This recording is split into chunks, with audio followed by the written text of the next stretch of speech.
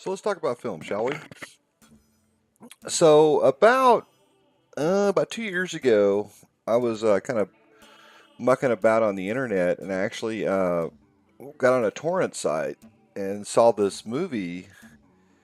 It was an English movie, but it was subtitled in like I don't know Japanese or Chinese or something like that. I got to watching it, and the movie was really good. So I did a little research on it, and actually to make up for the fact that I was illegally watching the movie and I paid for it. I actually bought the DVD when it came out, and it really surprised me. It was really well thought out. It's a very simple story, but yet there's a lot of complexity to it, and it's kind of one of those movies that I think a lot of people kind of get turned off to, and it kind of falls into the mold of like some of the more recent controversial air quotes horror movies that have come out. Movies like It Follows and The Witch and It Comes at Night, and a handful of others that people either like or they hate. And this particular movie I really liked. I thought it was a really good story, and I'm going to do this little video about why I think this particular movie is pretty good, and hopefully it'll find its audience, and hopefully the people that made it will get some recognition for it. So anyway, so the movie's called A Dark Song, and it came out in 2016, I believe. And the movie stars um, Steve Oram, who's a British actor. I've seen him in several kind of television shows and stuff like that, and then occasionally I see him in a movie. And then Catherine Walker, who's an Irish actor. Now the movie is actually it's an Irish production, and it um, looks like it's shot possibly in Ireland, although the story takes place in Wales. And according to Rotten Tomatoes, it holds a 91% approval rating, which I think it deserves it. I think this is a very underrated movie, and it's a solid effort. And I'll get into the reasons why I like it so much. So anyway, the movie starts with this woman who buys this house in the English countryside or the Welsh countryside. Not to offend the Welsh people, but she buys this house and she pays in cash, right? And she pays a little bit extra money, and she says something to the effect of, this is for silence or for anonymity or something like that, right? So right off the bat, you know that she's up to something in that house.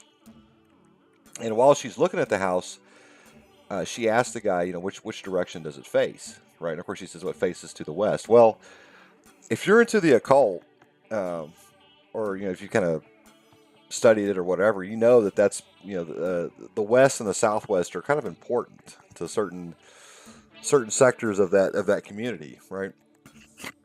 So right then you get this you get this sense that something's going to go down in this house. And a little bit later on, this same woman is in this grocery store parking lot, and she runs across this. She has a vision of this old lady with a kid, and she runs into her sister, who she hadn't seen in a while. And it's kind of implied that she was either in therapy or she was possibly in an institution or something like that. And something very tragic happened to her.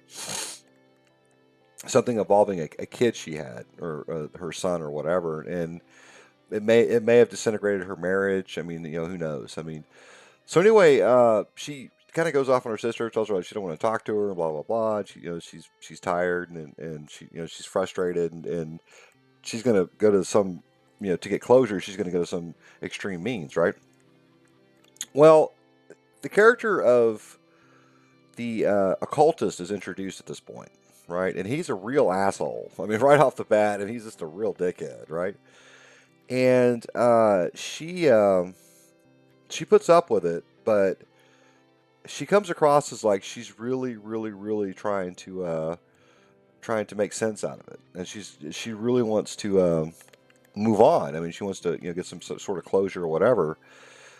And so there's kind of this exchange where they're talking to each other, and if you're like I said, if you're into the occult, you kind of pick up on a few things, like who'd you talk to, and she like rattles off a bunch of names, and he talks about, well, I've done this ritual before, and I was a lot younger, blah blah blah. So you know right then and there they're going to pull some sort of occult style ritual.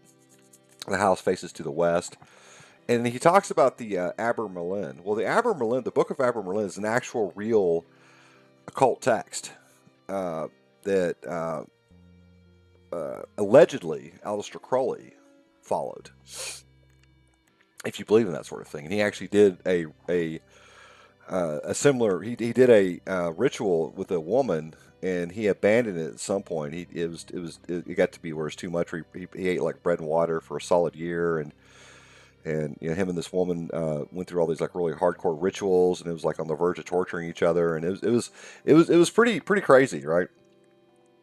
Well, as the story progresses, these two begin to kind of go through this ritual, and you begin to see them, specifically the main occultist played by Steve Worm. You begin to see him lay down the symbols and the magic box, and he starts explaining them and stuff like that, and that's pretty authentic. I mean, I'm no expert, but from what I've studied, I've read quite a bit, and it's pretty spot on what he was talking about, right?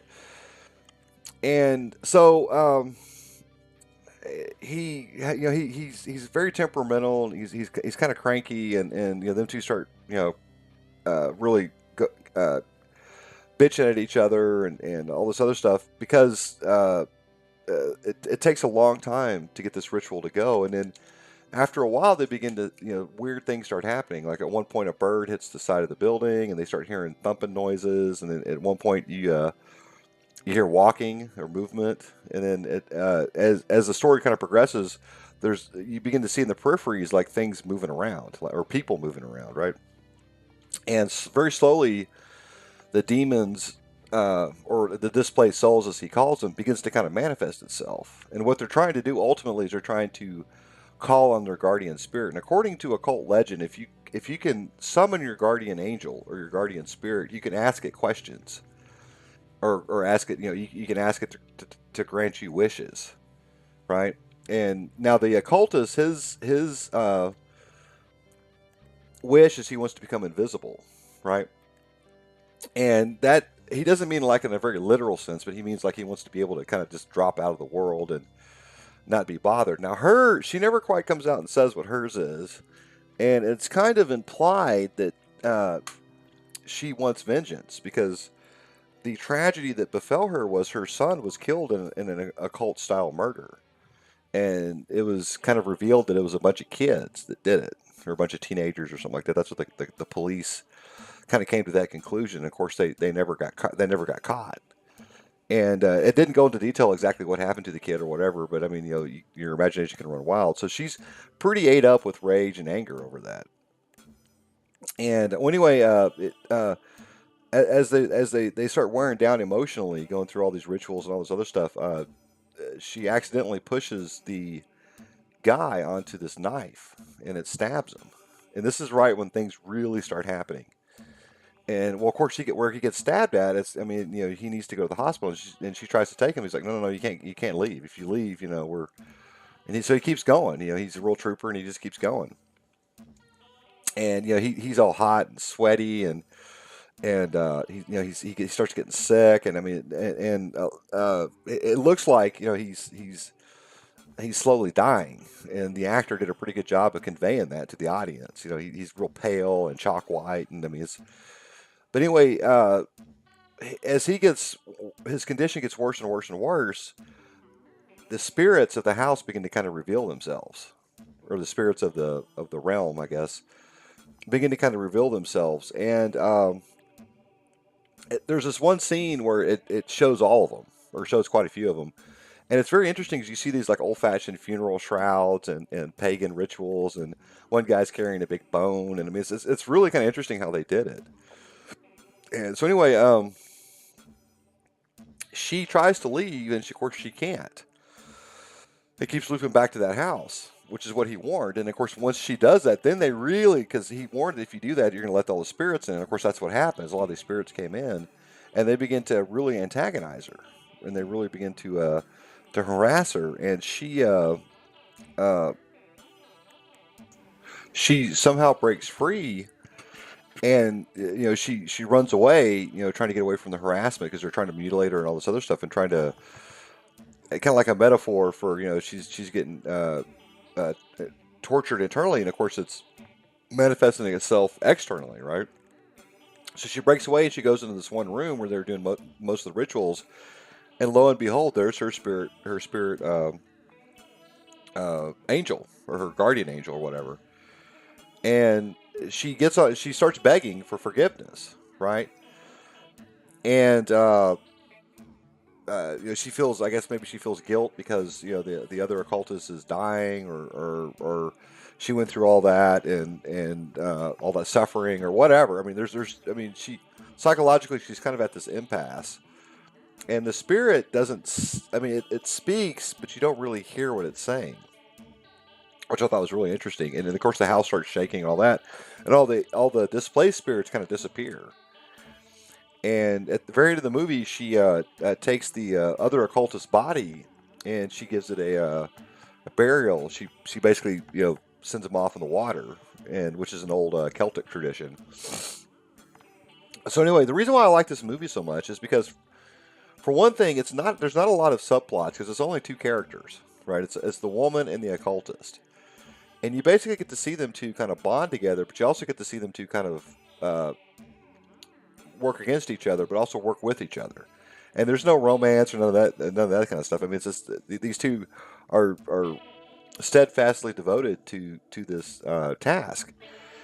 And the thing that I really liked was just the eye for detail. I mean, whoever wrote this and the production designers and stuff really did a pretty good job of conveying real life occultism, or allegedly how it's supposed to go. I mean, now this is more of the Aleister Crowley strand, the Golden Dawn, stuff like that, and you don't really see that in film too much. Typically, it's like the old cliched, pentagrams and goats' heads and stuff like that. But this is the way it was supposed to be. This is more kind of based off the old Kabbalic tradition, and I thought it was a pretty interesting story, and it really surprised me that it got so much.